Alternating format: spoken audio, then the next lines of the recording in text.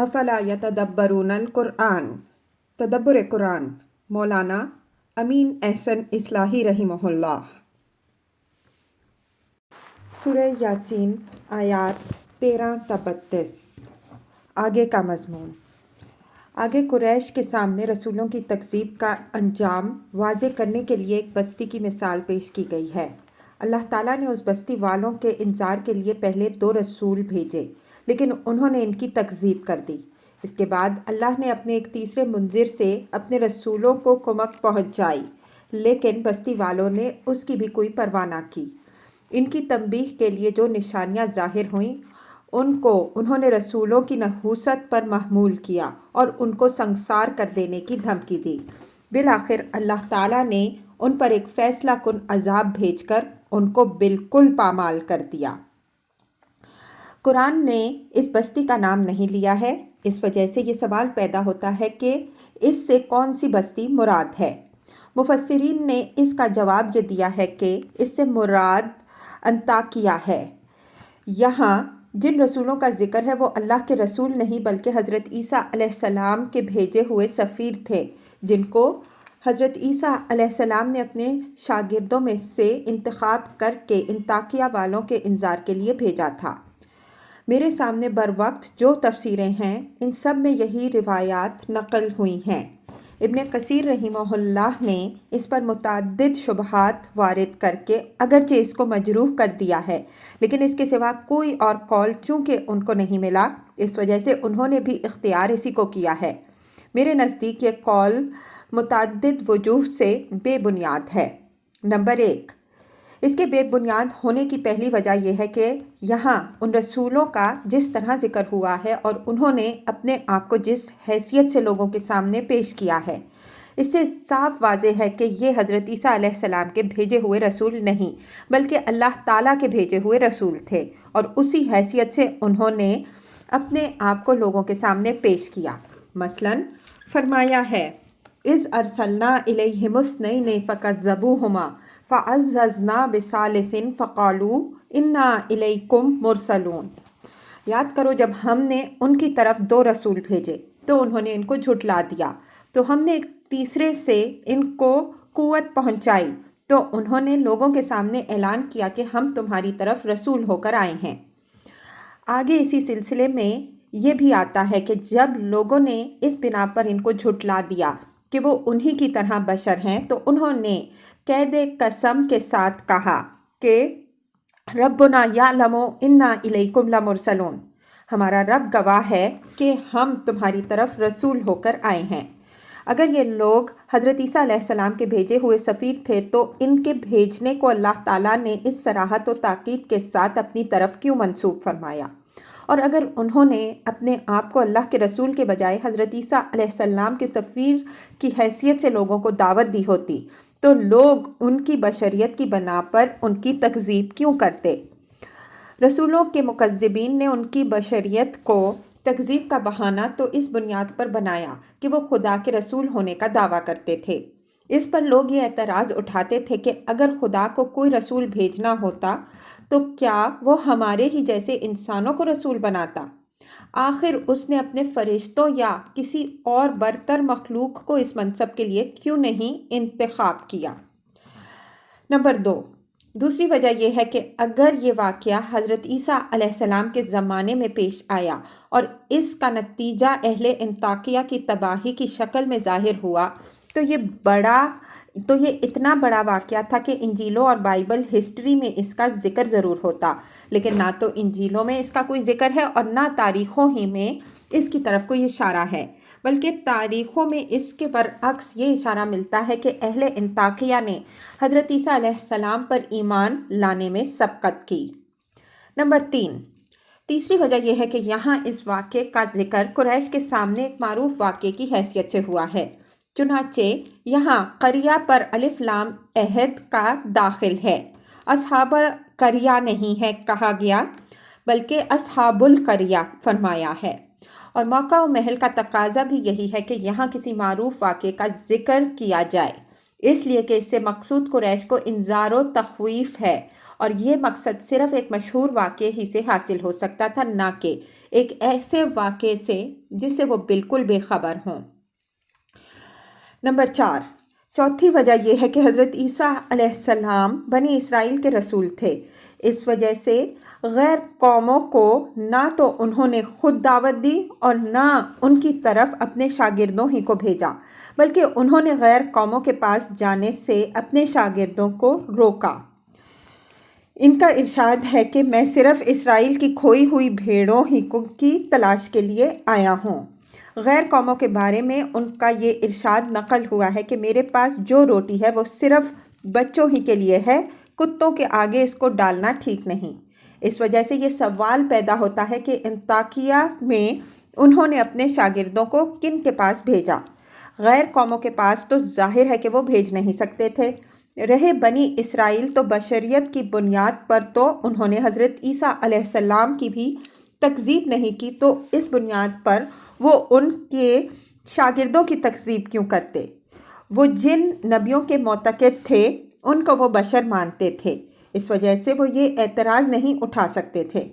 چنانچہ انہوں نے حضرت صلی اللہ علیہ وسلم کی نبوت کے خلاف ہر قسم کے فتنے اٹھائے، لیکن یہ اعتراض نہیں اٹھایا کہ آپ صلی اللہ علیہ وسلم بشر ہیں، بلکہ قریش نے جب یہ اعتراض اٹھایا تو قرآن نے بنی اسرائیل ہی کو گواہ کی حیثیت سے پیش کیا کہ ان سے پوچھ لو کہ ہم نے جتنے نبی یا رسول بھیجے سب بھی بشر تھے۔ نمبر 5، پانچویں وجہ یہ ہے کہ آگے مذکور ہے کہ ان رسولوں کی تکذیب کے نتیجے میں ان کے اوپر ایسا فیصلہ کن عذاب آیا کہ وہ بالکل پامال ہو کر رہ گئے۔ ان کانت الا صیحۃ واحدۃ فاذا ہم خامدون، آیت 29۔ پس ہماری ایک ڈانٹ ہی تھی کہ وہ چشم زدن میں پامال ہو کے رہ گئے۔ اس قسم کے فیصلہ کن عذاب سے متعلق ہم سنت الہی کی وضاحت کر چکے ہیں کہ یہ صرف رسولوں کی تکذیب کے نتیجے میں کامل اتمام حجت کے بعد ہی آیا ہے۔ یہود کے متعلق یہ بات بھی یاد رکھنی چاہیے کہ حضرت عیسیٰ علیہ السلام کی تکذیب کے نتیجے میں ان پر اس طرح کا کوئی عذاب نہیں آیا جس طرح کا عذاب سابق رسولوں کے مکذبین پر آیا ہے، بلکہ اللہ تعالیٰ نے اس جرم میں ان پر قیامت تک کے لیے لعنت کر دی۔ لعنت کا عذاب تمام عذابوں سے زیادہ سخت ہے، جس کے سبب سے وہ دنیا میں بھی ہمیشہ ذلیل و پامال رہیں گے اور آخرت میں بھی ان کے لیے ذلت و رسوائی ہے۔ اس کی وضاحت سورہ اعراف اور سورہ بنی اسرائیل کی تفسیر میں ہم کر چکے ہیں۔ اس قول کے ضعف کے یہ وجوہ بالکل واضح ہیں۔ ان کے علاوہ بعض اور وجوہ بھی ہیں جو آگے آیات کی تفسیر کے ذیل میں سامنے آئیں گے۔ ہمارے نزدیک اس قریہ سے اشارہ مصر کی طرف ہے، جہاں حضرت موسیٰ و ہارون علیہم السلام اور تیسرے مرد حق کی تکذیب کے نتیجے میں فرعون اور اس کی قوم پر اللہ تعالیٰ کا عذاب آیا۔ اس کے قرائن و دلائل کی تفصیل آیات کی تفسیر کے ذیل میں آئے گی۔ اس روشنی میں آیات کی تلاوت فرمائیے۔ اعوذ باللہ من الشیطان الرجیم، بسم اللہ الرحمن الرحیم۔ وَاضْرِبْ لَهُم مَّثَلًا أَصْحَابَ الْقَرْيَةِ إِذْ جَاءَهَا الْمُرْسَلُونَ إِذْ أَرْسَلْنَا إِلَيْهِمُ اثْنَيْنِ فَكَذَّبُوهُمَا فَعَزَّزْنَا بِثَالِثٍ فَقَالُوا إِنَّا إِلَيْكُمْ مُرْسَلُونَ قَالُوا مَا أَنْتُمْ إِلَّا بَشَرٌ مِثْلُنَا وَمَا أَنزَلَ الرَّحْمَنُ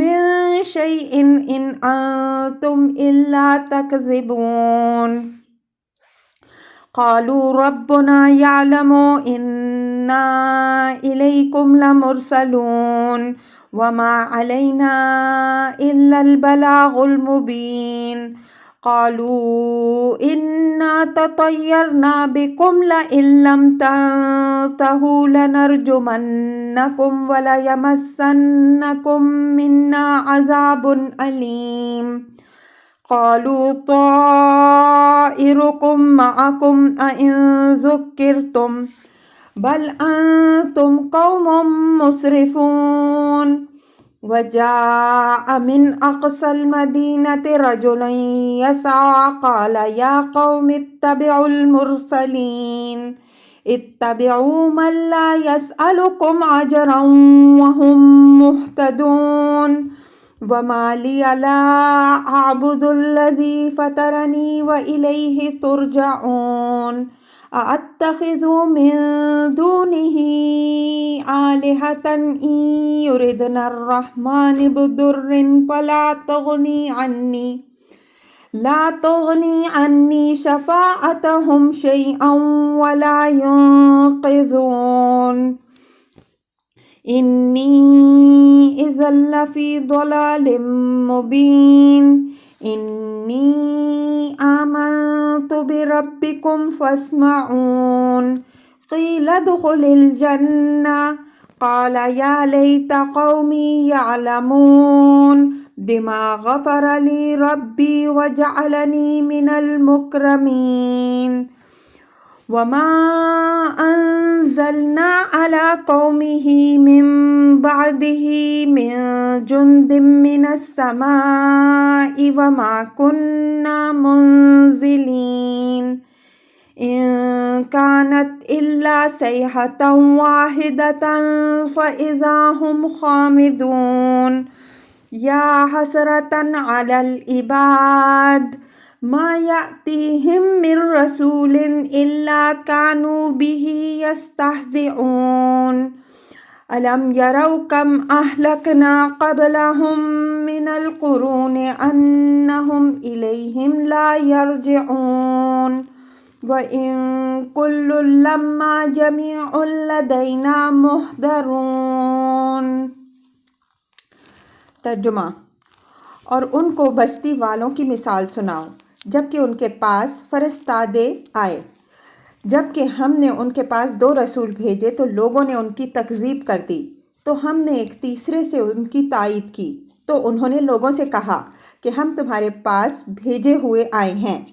لوگوں نے جواب دیا کہ تم تو بس ہمارے ہی جیسے بشر ہو اور خدائے رحمان نے کوئی چیز بھی نازل نہیں کی، تم لوگ بالکل جھوٹے دعوے کرتے ہو۔ انہوں نے کہا کہ ہمارا رب گواہ ہے کہ ہم تمہاری طرف رسول ہو کر آئے ہیں اور ہماری ذمہ داری بس واضح طور پر پہنچا دینے کی ہے۔ لوگوں نے کہا ہم تو تمہیں منحوس سمجھتے ہیں، اگر تم لوگ باز نہ رہے تو ہم تم کو سنسار کر کے چھوڑیں گے اور تم کو ہمارے ہاتھوں بڑا دکھ پہنچے گا۔ رسولوں نے جواب دیا کہ تمہاری نحوست تمہارے ساتھ ہے۔ کیا اس چیز کو تم نے نحوست سمجھا کہ تمہیں یاد دہانی کی گئی؟ بلکہ تم خود حدود سے گزر جانے والے لوگ ہو۔ اور شہر کے پرلے سرے سے ایک شخص بھاگا ہوا آیا۔ اس نے کہا اے میری قوم کے لوگوں، رسولوں کی پیروی کرو، ان لوگوں کی پیروی کرو جو تم سے کوئی صلہ نہیں مانگتے اور وہ راہ راست پر بھی ہیں۔ اور میں کیوں نہ بندگی کروں اس ذات کی جس نے مجھ کو پیدا کیا اور اسی کی طرف تم سب لوٹائے جاؤ گے۔ کیا میں اس کے سوا دوسروں کو معبود بناؤں؟ اگر خدائے رحمان مجھے کوئی تکلیف پہنچانی چاہے تو نہ ان کی سفارش میرے کچھ کام آئے گی اور نہ وہ مجھے چھڑا سکیں گے۔ بے شک میں اس وقت ایک کھلی ہوئی گمراہی میں ہوں گا۔ میں تمہارے رب پر ایمان لایا تو میری بات سنو۔ ارشاد ہوا کہ داخل ہو جاؤ جنت میں۔ اس نے کہا کاش میری قوم جانتی کہ میرے رب نے مجھے بخش دیا اور مجھے عزت پانے والوں میں سے بنایا۔ اور اس کے بعد اس کی قوم پر ہم نے آسمان سے کوئی فوج نہیں اتاری اور نہ ہم اتارنے ہی والے تھے، بس ایک ڈانٹ تھی کہ دفعتاً وہ پامال ہو کے رہ گئے۔ افسوس ہے بندوں کے حال پر، جو رسول بھی ان کے پاس آئے وہ ان کا مذاق ہی اڑاتے رہے۔ کیا انہوں نے اس بات پر بھی غور نہیں کیا کہ کتنی قومیں ان سے پہلے ہوئی ہیں جن کو ہم نے ہلاک کر دیا؟ اب وہ ان کے پاس واپس آنے والی نہیں، بے شک وہ سب ہمارے ہی حضور حاضر کیے جائیں گے۔ الفاظ کی تحقیق اور آیات کی وضاحت۔ وَاضْرِبْ لَهُمْ مَثَلًا أَصْحَابَ الْقَرْيَةِ إِذْ جَاءَهَا الْمُرْسَلُونَ لہم میں ضمیر کا مرجع قریش ہیں اور اصحاب القریہ میں قریہ پر الف لام اس بات کا قرینہ ہے کہ یہ بستی مخاطب کے لیے ایک معہود و معلوم بستی تھی۔ آگے کے اشارات دلیل ہیں کہ اس سے مراد مصر ہے، جس کی سرگزشت مختلف اسلوبوں سے قرآن میں قریش کی عبرت پذیری کے لیے بیان ہوئی ہے اور جس کے حالات سے وہ واقف تھے۔ اذ جاء المرسلون سے اس بات کی طرف اشارہ ہے کہ یہاں مقصود مخاطب کو اس وقت کے حالات کی طرف توجہ دلانا ہے جب ان کی طرف رسولوں کی بعثت ہوئی۔ فرمایا کہ ان لوگوں کو اس بستی کی سرگزشت کی طرف توجہ دلاؤ کہ جو انجام اس بستی والوں کا ہوا وہی حال ان کا بھی ہوگا اگر انہوں نے انہی کی روش اختیار کی۔ اذ ارسلنا الیہم اثنین فکذبوہما فعززنا بثالث فقالوا انا الیکم مرسلون۔ اس جاء المرسلون کے اجمال کی وضاحت ہو رہی ہے کہ پہلے ہم نے ان کی طرف 2 رسول بھیجے تو انہوں نے ان کو جھٹلا دیا، پھر ہم نے ایک تیسرے بندے سے ان دونوں رسولوں کو کمک پہنچائی اور انہوں نے ان کو دعوت دی کہ ہم تمہارے پاس خدا کے بھیجے ہوئے آئے ہیں تو تم لوگ ہماری بات سنو اور مانو۔ اس نئین سے مراد تو ظاہر ہے کہ حضرت موسیٰ و حضرت ہارون علیہم السلام ہیں۔ رسولوں کی تاریخ میں یہی ایک مثال ملتی ہے کہ کسی قوم کی طرف بیک وقت 2 رسول اللہ تعالیٰ نے بھیجے۔ اس اہتمام خاص کے وجوہ کی تفصیل پچھلی صورتوں میں گزر چکی ہے۔ جب فرعونیوں نے ان کی تکذیب کر دی تو اللہ تعالیٰ نے ایک تیسرے بندے کو ان رسولوں کی تائید کے لیے اٹھایا۔ اس تیسرے سے کون مراد ہے؟ میرے نزدیک اس سے وہ مومن آل فرعون مراد ہے جن کی جانبازیوں کا ذکر حضرت موسیٰ علیہ السلام کی سرگزشت کے ذیل میں یہاں بھی آگے ہوا ہے اور قرآن کے دوسرے مقامات بالخصوص سورہ مومن میں بھی ہوا ہے۔ حضرت موسیٰ علیہ السلام کی تائید و حمایت میں اس مرد حق نے جو کچھ کیا ہے اور جس بے خوفی و جانبازی کے ساتھ کیا ہے اس سے معلوم ہوتا ہے کہ ان کی حیثیت حضرت موسیٰ علیہ السلام کی امت میں وہی تھی جو اس امت میں حضرت ابو بکر صدیق رضی اللہ عنہ کی ہے۔ یہ اگرچہ اصطلاحی مفہوم میں رسول نہیں تھے لیکن جہاں تک رسولوں کی تائید و حمایت کا تعلق ہے اس کے لیے انہوں نے جان لڑا دی۔ چنانچہ الفاظ قرآن سے خود یہ بات نکلتی ہے کہ ان کا ذکر یہاں ایک رسول کی حیثیت سے نہیں بلکہ رسولوں کے ایک خاص مددگار کی حیثیت سے ہوا ہے۔ آگے آیت 20 میں ان کا تفصیل کے ساتھ تعارف بھی قرآن نے کرایا ہے اور ان کی وہ آخری یادگار تقریر بھی آ رہی ہے جو حضرت موسیٰ علیہ السلام کی تائید میں انہوں نے کی۔ اس تقریر اور تعارف پر غور کیجئے تو اس سے میرے قیاس کی تائید ہوگی۔ مثلاً یہاں ان کا تعارف اس طرح کرایا ہے وَجَاءَ مِنْ أَقْصَى الْمَدِينَةِ رَجُلٌ يَسْعَىٰ، اور شہر کے دور کے حصے سے ایک شخص بھاگا ہوا آیا۔ بِعَيْنِهَا، انہی الفاظ میں ان کا تعارف سورہ قصص آیت 20 میں ہوا ہے۔ وَجَاءَ رَجُلٌ مِنْ أَقْصَى الْمَدِينَةِ يَسْعَىٰ قَالَ يَا مُوسَىٰ إِنَّ الْمَلَأَ يَأْتَمِرُونَ بِكَ لِيَقْتُلُوكَ فَاخْرُجْ إِنِّي لَكَ مِنَ النَّاصِحِينَ۔ اور ایک شخص شہر کے پرلے سرے سے بھاگا آیا، اس نے بتایا کہ اے موسیٰ، آیان حکومت تمہارے قتل کے مشورے کر رہے ہیں تو تم یہاں سے نکل جاؤ، میں تمہارے خیر خواہوں میں سے ہوں۔ یہ اس موقع کا ذکر ہے جب حضرت موسیٰ علیہ السلام کے ہاتھوں ایک مصری کے قتل کا واقعہ صادر ہو گیا تھا اور فرعون کے آدمی ان کے قتل کے مشورے کر رہے تھے۔ اس وقت اسی مرد حق نے حضرت موسیٰ علیہ السلام کو دشمنوں کی سازش سے آگاہ کیا اور ان کو کہیں نکل جانے کا مشورہ دیا، جس کے بعد حضرت موسیٰ علیہ السلام نے مدین کو ہجرت فرمائی۔ ان کی جس تائید و حمایت کا یہاں حوالہ ہے اس کی ایک مثال تو یہیں آگے آ رہی ہے۔ اس کے علاوہ قرآن نے ان کے متعدد کارناموں کا حوالہ دیا ہے جو سورہ مومن کی آیت 28 سے معلوم ہوتا ہے کہ یہ فرعون کے خاص شاہی خاندان کے ایک فرد تھے لیکن نہایت حق پرست تھے۔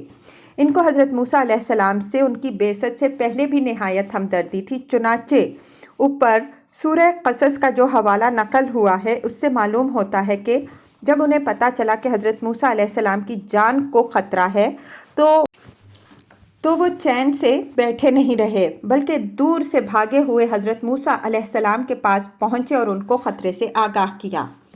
اسی طرح حضرت موسیٰ علیہ السلام کے دعویٰ نبوت کے بعد جب فرعون اور اس کے اعیان نے حضرت موسیٰ علیہ السلام کو قتل کرنے کا فیصلہ کیا تو اس مرد حق نے بھرے دربار میں جو تقریر حضرت موسیٰ علیہ السلام کی تائید میں کی وہ قرآن نے سورہ مومن میں نقل کی ہے۔ ہم یہ تقریر اپنے الفاظ میں پیش کرتے ہیں، اس کو پڑھیے تو کچھ اندازہ ہوگا کہ ان کا مرتبہ و مقام کیا تھا اور ان کی اس تائید و حمایت کی نوعیت کیا تھی جس کا قرآن نے یہاں حوالہ دیا ہے۔ سورہ مومن کی آیات 26 تا 45 سامنے رکھ لیجئے۔ فرعون نے درباریوں سے کہا، تم لوگ مجھے موسیٰ کو قتل کر لینے دو، اگر وہ سچا ہے تو میری مدد کے لیے اپنے رب کو بلائے۔ مجھے اندیشہ ہے کہ وہ تمہارا دین بدل دے گا یا ملک میں فساد برپا کر کے رہے گا۔ موسیٰ علیہ السلام نے کہا کہ میں ہر متکبر سے جو روز حساب پر ایمان نہیں رکھتا اپنے اور تمہارے رب کی پناہ مانگتا ہوں۔ اور ایک مرد مومن جو فرعون کے خاندان میں سے تھا اور اب تک اپنے ایمان کو چھپائے ہوئے تھا بولا، کیا تم لوگ ایک شخص کو محض اس گناہ میں قتل کرنا چاہتے ہو کہ وہ کہتا ہے کہ میرا رب اللہ ہے، حالانکہ وہ تمہارے پاس تمہارے رب کی جانب سے نہایت واضح نشانیاں لے کر آیا ہے؟ اگر وہ اپنے دعوے میں جھوٹا ہے تو اس کا وبال اسی پر آئے گا، اور اگر وہ سچا ہے تو یاد رکھو کہ جس چیز سے وہ تمہیں ڈرا رہا ہے اس کا کوئی حصہ تم کو پہنچ کے رہے گا۔ اللہ کبھی حد سے تجاوز کرنے والے اور جھوٹے کو بامراد نہیں کرتا۔ اے میری قوم کے لوگوں، آج تم کو اس ملک میں اقتدار حاصل ہے، لیکن کل اگر خدا کا عذاب ہم پر آ دھمکا تو خدا کے قہر سے ہم کو کون بچائے گا؟ فرعون نے کہا، میں تمہیں وہی رائے دے رہا ہوں جو میری سوچی سمجھی ہوئی رائے ہے، اور یاد رکھو کہ میں بالکل ٹھیک راہ کی طرف تمہاری رہنمائی کر رہا ہوں۔ مرد مومن نے کہا، اے میری قوم کے لوگوں، میں تم پر اسی طرح کے عذاب کا اندیشہ رکھتا ہوں جس طرح کا عذاب پچھلی قوموں نوح، عاد، ثمود کی قوموں اور ان کے بعد والوں پر آیا۔ اللہ بندوں کے لیے ظلم کو پسند نہیں کرتا۔ اے میری قوم کے لوگوں، میں تم پر ایک بڑی ہلچل کے دن کا اندیشہ رکھتا ہوں جس دن تم پیٹ پیچھے بھاگو گے اور کوئی تم کو خدا کے غضب سے بچانے والا نہیں ہوگا۔ یاد رکھو کہ جس کو خدا گمراہ کر دے اس کو کوئی دوسرا راہ دکھانے والا نہیں بن سکتا۔ اس سے پہلے تمہارے پاس یوسف کھلی نشانیوں کے ساتھ آئے، لیکن تم ان کی دعوت کی طرف سے برابر شک ہی میں رہے، یہاں تک کہ جب ان کی وفات ہو گئی تو تم یہ سمجھ بیٹھے کہ اللہ اب کوئی رسول نہیں بھیجے گا۔ اللہ حدود سے تجاوز کرنے والوں اور شکیوں کو اسی طرح گمراہی میں ڈال دیتا ہے، یعنی ان لوگوں کو جو بغیر کسی دلیل کے اللہ کی آیات کے بارے میں جھگڑتے ہیں۔ ایسے لوگ اللہ اور اہل ایمان کے نزدیک زیادہ مبغوض ہیں۔ اللہ تعالیٰ اسی طرح ہر متکبر و جبار کے دل پر مہر لگا دیتا ہے۔ فرعون نے حامان کو مخاطب کر کے کہا، اے حامان، میرے لیے ایک محل بنوا تاکہ میں آسمانوں کی اطراف میں جھانک کر دیکھوں کہ موسیٰ کا رب کہاں ہے، میں تو اس کو بالکل جھوٹا سمجھتا ہوں۔ مرد مومن نے کہا، اے میری قوم کے لوگوں، میری پیروی کرو، میں تمہیں سیدھی راہ دکھا رہا ہوں۔ اے میری قوم کے لوگوں، یہ دنیا کی زندگی تو چند روزہ ہے، اصلی ٹھکانہ تو آخرت ہے۔ جو کسی برائی کا ارتکاب کرے گا تو وہ اسی کے مطابق بدلہ پائے گا، اور جو نیک عمل کرے گا خواہ مرد ہو یا عورت تو یہی لوگ ہیں جو جنت میں داخل ہوں گے اور ان پر بے حساب فضل ہوگا۔ اے میری قوم کے لوگوں، کیا بات ہے کہ میں تو تمہیں نجات کی طرف بلا رہا ہوں اور تم مجھے دوزخ کی طرف بلا رہے ہو۔ تم مجھے دعوت دے رہے ہو کہ میں اللہ کا انکار کروں اور ایسی چیزوں کو اس کا شریک ٹھہراؤں جن کے باب میں مجھے کوئی علم نہیں، اور میں تمہیں خدائے عزیز و غفار کی طرف دعوت دے رہا ہوں۔ اس میں ذرا شبہ نہیں کہ تم جن کی طرف مجھے دعوت دے رہے ہو ان کی دہائی نہ دنیا میں کچھ نافع ہو نہ آخرت میں۔ ہمارا لوٹنا اللہ ہی کی طرف ہوگا، اور حدود سے تجاوز کرنے والے جہنم کے ایندھن بنیں گے۔ میں جو کچھ کہہ رہا ہوں اس کو بہت جلد تم یاد کرو گے۔ میں اپنا معاملہ اللہ کے حوالے کرتا ہوں۔ بے شک اللہ اپنے بندوں کا نگران حال ہے۔ تو اللہ نے اس کو لوگوں کی بری سازشوں سے محفوظ رکھا اور آل فرعون کو برے عذاب میں گھیر لیا۔ اس مرد بزرگ کی یہ پوری تقریر پڑھیے۔ یہ تقریر انہوں نے مصر کے دارالامراء ہاؤس آف لارڈز میں آیان حکومت کے سامنے اس وقت کی ہے جب فرعون نے حضرت موسیٰ علیہ السلام کے قتل کی تجویز پیش کی ہے اور آیان حکومت کو اپنی تجویز سے متفق کرنا چاہا ہے۔ اس وقت تک انہوں نے اپنا ایمان پوشیدہ رکھا تھا، لیکن جب یہ فیصلہ کن وقت آ گیا تو انہوں نے پردہ اٹھا دیا اور پھر حضرت موسیٰ علیہ السلام کی تائید اور حق کی حمایت میں فرعون اور قوم کے تمام اعیان و اکابر کے سامنے انہوں نے جو کچھ کہا ہے، جن دلائل کے ساتھ کہا ہے اور جس جرأت و بے خوفی کے ساتھ کہا ہے، اس کی مثال انبیاء علیہم السلام اور صدیقین کی تاریخ کے سوا اور کہیں نہیں مل سکتی۔ پھر یہ بات بھی یاد رکھیے کہ یہ کوئی معمولی آدمی نہیں تھے بلکہ خاندان شاہی کے ایک رکن رکین تھے۔ اس وجہ سے ان کی اس نصیحت کو آیان حکومت کسی اسرائیلی عصبیت پر محمول نہیں کر سکتے تھے۔